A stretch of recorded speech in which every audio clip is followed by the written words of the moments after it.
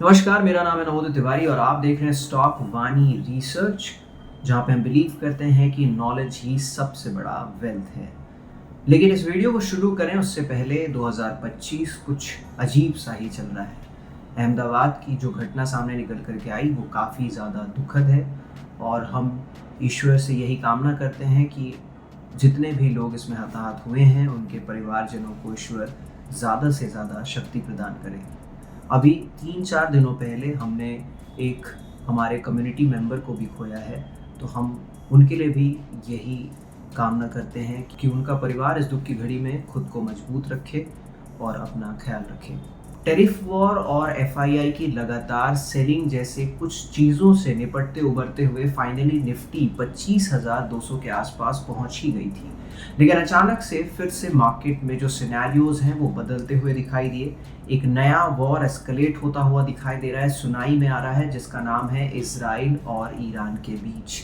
और इस वॉर को लेकर के जो भी अपडेट थी वो हमने इंस्टाग्राम पर आपको सूचित भी किया था कि यूएस एजेंसीज और यूरोपियन एजेंसीज की तरफ से ये बार बार अलर्ट जारी किया जा रहा था कि इजराइल कभी भी ईरान पर अटैक कर सकता है। आज सुबह जब हम मार्केट हमारा खुला, आज शुक्रवार का दिन है, तब ऑलरेडी इजराइल ने अटैक कर दिया था। लेकिन मैंने ये क्लियर कट टेलीग्राम पर मैसेज डाला था कि अब मार्केट के नीचे खुलने पर आपको शॉर्टिंग की तरफ में ध्यान नहीं देना चाहिए। इनफैक्ट आपको यहाँ से रिकवरीज होती हुई मार्केट में दिखाई देगी। ये तो आज की बात हुई, लेकिन इस सिचुएशन में आखिर करना क्या चाहिए, आखिर मार्केट किस तरफ हेड कर सकता है और इजराइल ईरान का ये वॉर किस हद तक जा सकता है। क्या हमें बहुत ज़्यादा डरने की ज़रूरत है? क्रूड ऑयल में 10% तक की तेज़ी एक दिन में देखने को मिली, क्या हमें इससे डरने की ज़रूरत है? ऐसे कई सारे सवालों का जवाब हम इस वीडियो में ढूंढने की कोशिश करेंगे। मेरा नाम नवोदित तिवारी है, मैं एक सेबी रजिस्टर्ड रिसर्च एनालिस्ट हूँ। इस वीडियो को हम 3 हिस्सों में तोड़ते हैं। पहला हिस्सा होगा कि ग्लोबल अनसर्टेनिटी जो चल रही है उसको लेकर के किस तरीके से हमें अपने मार्केट को समझना है। दूसरा, इंडिया की खुद की स्थिति, प्रेजेंटली जो हमारी इकोनॉमी है, हमने रिसेंटली जीडीपी डेट देखा था, हमारी स्थिति कैसी है हम उसको समझने की कोशिश करेंगे। और तीसरा कि कौन सा वो सेक्टर है जो यहाँ से बेहतर परफॉर्म कर सकता है। तो सबसे पहले बात करते हैं ग्लोबल अनसर्टेनिटी की। लगातार चीज़ें डेवलपमेंट में हैं, चाहे आप टैरिफ वॉर की बात करें, अमेरिका लगातार नए टैरिफ नंबर्स प्रोजेक्ट करता रहता है अलग अलग देशों के लिए, जहाँ पे नंबर 1 और नंबर 2 इकोनॉमी की बहुत ही ज़्यादा टफ फाइट चल रही थी टैरिफ नेगोशिएशन को लेकर के, जो समहाउ ऐसा सुनने में आ रहा है, ट्रम्प की तरफ से बयानबाजी आती हुई दिखाई दी कि हम फाइनली डील तक पहुंच गए हैं। लेकिन चाइना ने इस बारे में अभी भी कोई भी अप्रूवल नहीं दिया है। दूसरा जो डेवलपमेंट है वो रशिया और यूक्रेन के बीच जो चलता हुआ वॉर है उसमें अभी भी कोई स्टेबिलिटी देखने को नहीं मिल रही। और तीसरा जो बीच में कुछ समय के लिए शांत था वो वापस से ऊपर आता हुआ दिखाई दे रहा है। लेकिन आप एक चीज़ समझिए कि अगर आप टैरिफ वॉर की बात करते हैं, आप रशिया यूक्रेन की बात करते हैं, आप ईरान और इजराइल के वॉर की बात करते हैं, तो ये सारी चीज़ें बाजार ऑलरेडी फैक्टर इन करके रखा हुआ है। इसमें कोई नई अपडेट अगर मिलती है तो मार्केट फ्रेश रिएक्शंस करता है। जैसे जो रिसेंटली यूक्रेन ने एक अटैक किया था जिसमें रशिया के एयर बेसिस पर अटैक था, तो वो एक फ्रेश एस्केलेशन था और मार्केट ने उस पर रिएक्शन दिया था। वैसे ही जो इजराइल ने अटैक किया काफ़ी दिनों बाद ईरान के ऊपर में, वो एक फ्रेश एक्शन था। Apart from this major negative खबरें जो है वो बाजार में फैक्टर्ड इन है।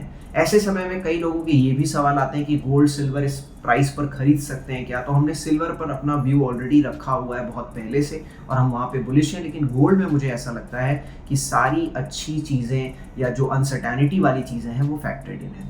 तो ग्लोबल में जो भी चीज़ें चल रही हैं, बाजार चाहे इंडिया का बाजार हो या अमेरिका का बाजार हो, ये जो रिएक्शन देंगे ये शॉर्ट टर्म ही देखने को मिल सकता है।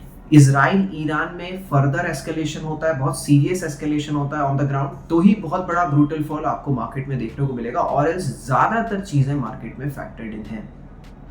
सेकेंडली, अब आते हैं हम हमारे देश के स्थिति के ऊपर में कि इंडिया की क्या स्थिति चल रही है, इकोनॉमिकली हम कितने स्ट्रांग हैं। अभी हाल फिलहाल में एक और रील आप लोग के लिए बनाया था जिसमें हमने CRR कट की बात करी थी, कैश रिजर्व रेशियो, जहां पर पे आरबीआई ने 100 बेसिस पॉइंट का कट किया है। जो पहले 4% था अब वो घट करके 3% हो गया है। इससे समझना क्या है, अगर बैंकों के पास डिपॉजिट के 100 रुपए हैं तो बैंक उस 100 रुपए में से 96 रुपीस पहले लैंड कर सकती थी।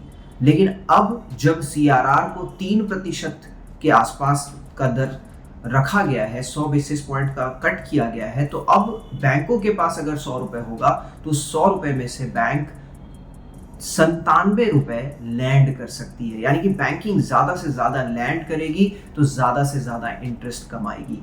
साथ ही साथ अगर डिसबर्समेंट्स बढ़ेंगे, जैसा कि एक आंकड़ा आया था कि CRR के 100 बेसिस पॉइंट कट के बाद में लगभग 2.5 लाख करोड़ रुपए मार्केट में लिक्विडिटी बढ़ेगी, तो अल्टीमेटली लोग बोरो ज्यादा करेंगे, तो कंजम्पशन साइकिल जो है वो बेहतर होगा। इससे बैंकिंग को भी फायदा मिलेगा और आम जनों को भी फायदा मिलेगा। तो ओवरऑल इकोनॉमी के लिए ये बहुत ही बढ़िया खबर थी। साथ ही साथ RBI ने रेपो रेट कट भी कर दिया, जो अल्टीमेटली लिक्विडिटी को इनहैंस करने का ही काम करने वाली है। उसके साथ एक बहुत जबरदस्त चीज चल रही है जो थोड़ी सी डरावनी भी लगती है, लेकिन अभी तक ये मुझे उतनी डरावनी नहीं लगती, और वो है CPI के नंबर्स। अगर आप भारत के CPI के आंकड़ों को हिस्टोरिकली जाकर के देखेंगे तो इंडिया में जो महंगाई का दर है वो लगभग 4% के आसपास रहता है, लेकिन पिछले कुछ महीनों से हमारे CPI यानी कि हमारे महंगाई का जो दर है वो लगातार नीचे की तरफ जाता चला जा रहा है। हम पहले आए थे 3.6, फिर आए 3.1, और अभी हाल फिलहाल में जो नया रिसेंट आंकड़ा आया है वो आया है 2.8। तो सब लोग ये सोच रहे होंगे, आप लोग ये सोच रहे होंगे कि महंगाई का आंकड़ा घट करके आना तो अच्छी बात है, लेकिन महंगाई का भी बहुत ज्यादा घट जाना भी एक इकोनॉमिकल बीमारी है जिसे हम कहते हैं डिफ्लेशन। लेकिन अभी उसके बारे में ज्यादा डिटेल में बात नहीं करेंगे, क्योंकि इंडिया की अगर हम कैपिटल एक्सपेंडिचर की बात करें, सरकार की योजनाओं की बात करें, तो मुझे लगता है कि ये जो महंगाई में एक काफी धीमी चाल जो देखने को मिल रही है, ये गवर्नमेंट को ज्यादा से ज्यादा स्पेंड करने में मदद कर सकती है। तो कहने का मतलब ये है कि ग्लोबल क्योस से हमारा बाजार अछूता तो बिल्कुल नहीं है। हम डेफिनेटली हमारे यहाँ पे वॉलेटिलिटी देखने को मिल सकती है, लेकिन जो हमारे प्रेजेंट इकोनॉमिकल कंडीशन है वो फार फार बेटर है as compare to other nations. हमारे यहाँ पर महंगाई जैसी कोई समस्या नहीं है। हम एक बढ़ती हुई इकोनॉमी है, और बढ़ती हुई इकोनॉमी में जनरली महंगाई बहुत ज्यादा आ जाती है, और हम लकीली बढ़ भी रहे हैं, और एट द सेम टाइम हमारे यहाँ पर महंगाई काबू में है, जिससे वापस से हमारी सरकार ग्रोथ को पुश कर सकती है इकोनॉमी के अंदर में। RBI लगातार रेट कट्स कर रही है, CRR में लगातार रेट कट्स आपको देखने को मिल रहे हैं, गवर्नमेंट की स्पेंडिंग आपको लगातार बढ़ती हुई दिखाई दे रही है। तो सारे फ्रंट पर इंडिया एज अ इकोनॉमी बहुत ही ज्यादा बेहतर कर सकता है, और इसी कारण से जब मार्केट 21,900 के आसपास था, 22,000 के आसपास था, हमने बार बार टेलीग्राम पर चिताया था कि हम इस घबराहट पर बिल्कुल नहीं डर रहे हैं, और साथ ही साथ हमने ये भी एक्सपेक्ट किया है कि जुलाई तक निफ्टी ऑल टाइम हाई की टेरिटरीज पर भी पहुंचता हुआ दिखाई दे सकता है। जाते जाते आखिरी बात कि वो सेक्टर कौन सा होगा जिसपे हमें यहाँ से फोकस करना चाहिए। मैं 3 सेक्टर्स के बारे में बात करूंगा। सबसे पहले मैं बात करूंगा एक कॉन्ट्रा सेक्टर की, जो थोड़ा रिस्की भी हो सकता है लेकिन रिवॉर्ड देने में बहुत आगे रह सकता है, और उस सेक्टर का नाम है निफ्टी IT। रीजन मैं बताता हूं, अगर ट्रेड एग्रीमेंट हो जाता है, जो टैरिफ वॉर को लेकर के अमेरिका और चाइना में जो हसल चल रहा है, वहां पर पे अगर स्टेबिलिटी आती है, आपके जो टेक स्टॉक्स हैं अमेरिका के वो बेहतर करेंगे, और टेक स्टॉक्स के बेहतर करने के कारण से आपके इंडिया में IT बेहतर करता हुआ दिखाई दे सकता है। दूसरा सिनेरियो, अमेरिका में जो इन्फ्लेशन के आंकड़े आ रहे हैं वो भी अंडर कंट्रोल आ रहे हैं। फेड की तरफ, फेड को लगातार ये पुश किया जा रहा है कि आप रेट कट्स करिए ट्रम्प की तरफ से। तो अगर रेट कट्स भी आते हैं तो भी टेक सेक्टर अमेरिका का बेहतर करेगा, जिससे अल्टीमेटली आपके IT स्टॉक्स जबरदस्त परफॉर्म करते हुए दिखाई दे सकते हैं। तो ये 2 बड़े रीजंस के कारण से मुझे IT एक कॉन्ट्रा पिक लगता है, जहां पर बड़ा पैसा भी बन सकता है, और ऑलरेडी बहुत ज्यादा चले हुए नहीं है, नीचे ट्रेड कर रहे हैं, तो रिस्क के हिसाब से भी ठीक है, लेकिन रिवॉर्ड बेहतर यहां से बनाया जा सकता है। दूसरा, मेटल्स। जैसे ही चाइना और अमेरिका की इस टैरिफ सिचुएशन में स्टेबिलिटी आती है, we can expect metals to bounce back, और जिस तरीके की ग्लोबल सिचुएशन है,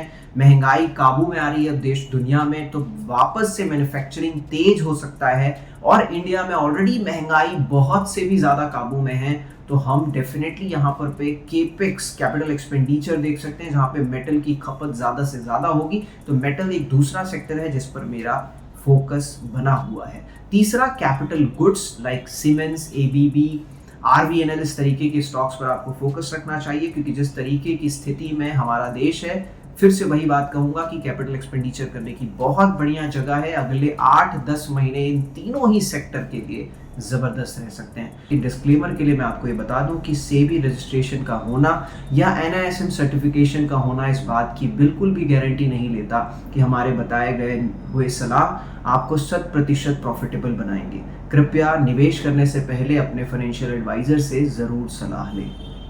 और भी कुछ सवाल अगर आपके छूट रहे होंगे इस वीडियो के अलावा तो आप कमेंट में ज़रूर लिखिएगा, मैं कमेंट में उन्हें आंसर करने की कोशिश करूंगा। और अगर आप live update related to market चाहते हैं तो हमारे टेलीग्राम को सब्सक्राइब करें, वहां पर मैं रेगुलर अपडेट्स डालता रहता हूं। So this was it from my side. Thank you so much for watching this video and do take care of yourself.